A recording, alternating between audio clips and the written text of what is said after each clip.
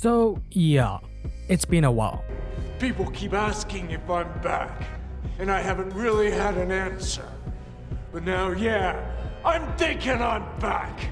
But in that time I've been gone, the Soulframe Prelude embargo has finally been lifted, which means I can finally show the gameplay about things I'm talking about. But in this video, it's not gonna be a first impressions or guide video because I feel that it's way too early to judge the game fairly. But instead, I thought I'd do a video where I talk about what to actually do in the Prelude if you have been fortunate enough to get a code, and don't worry, it will be with as little spoilers as possible. But some of you may be asking, why do this video? Well, I feel that since the game is so new, there isn't a lot of structure once you get thrown in, and I personally felt lost when I started playing, and by also judging by the in-game chat, I'm not the only one. So as soon as you launch the game, it starts a little differently to the released gameplay footage by DE, where you choose the look of the mother character, which I assume alters your character's look, but instead you're thrown into the main character customizer screen, where it just gives you a choice of a male or female character, and then after the cutscene, you will get the option to actually choose your loadout. And it's pretty basic right now, and all you need to really think about is what pact you will be starting with. And if you're not sure what a pact is, it's the special armor ability and virtues, which is your build type. As for which pact you choose, it doesn't really matter right now, as you can switch between them at any time. And as for virtues, it's also pretty exchangeable, whether you want a more tanky build or a mage type build, and so on. So after you go through all the introductions of the game, it will prompt you to enter the nightfall, which is like the ship in Warframe, where you can do all your character development in terms of apply skills or upgrade paths, as well as crafting and exploration, and so on. So now that you're ready to play the game, the main goal is to unlock your ancestors. The more ancestors you have in the nightfall,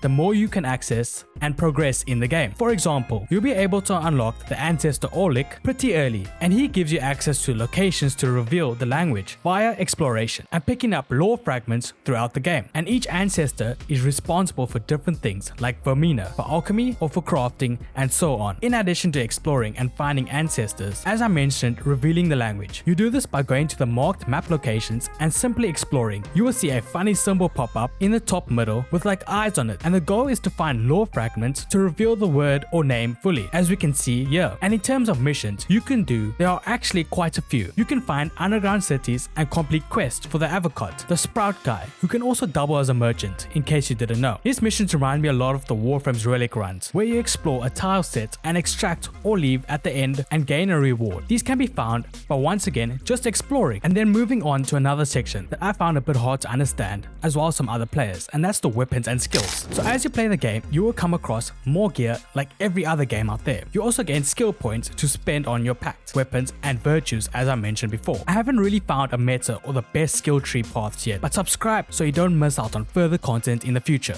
And right now, for the packs anyways, I feel that it's pretty personal preference on how you build your pact and which one to use. I personally like the Odor Tempest, as I like a more aggressive playstyle and it makes me feel like Thor. A little bit about the pact. So the Odor Tempest pact standard ability or star ability in game are the lightning strikes, with which you can chain enemies with, and as you use it, you'll level it up to unlock more abilities like your courage ability, spirit ability, and grace ability, or your 1, 2, and 3 on your keyboard. The Odor Tempest 1 is called Seisma, where you bowl down a ball of earth and lava towards enemies, and the 2 or the spirit ability is the Astar Sphere, which when used it creates a circle which enemies inside the radius will take extra voltic damage. And then lastly, the third ability or the grace ability is called the Atmosphere, and this is essentially a shield that protects you from attacks, and I really like this ability. It really can save you in a lot of situations. And moving on to the Fey Pact, the star ability is an arrow. That's actually pretty cool. You can one-shot some enemies depending on their level, and this can also be chained. For the Fey Pact, the 1 or the spirit ability is called Bestone, which the name is on the can.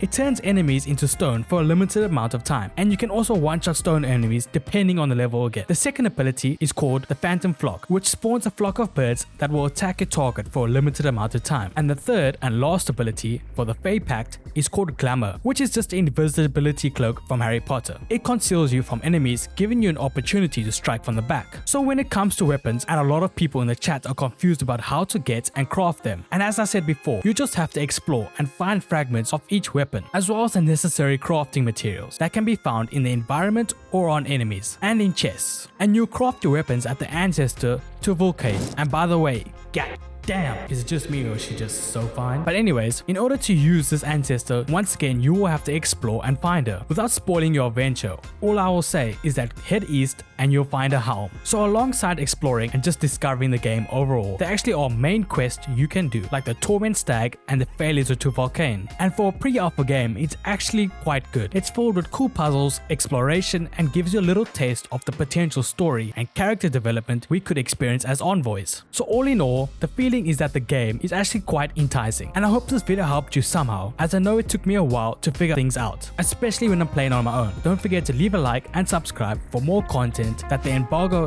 has been lifted, there definitely will be more content from me, so farewell for now, envoys.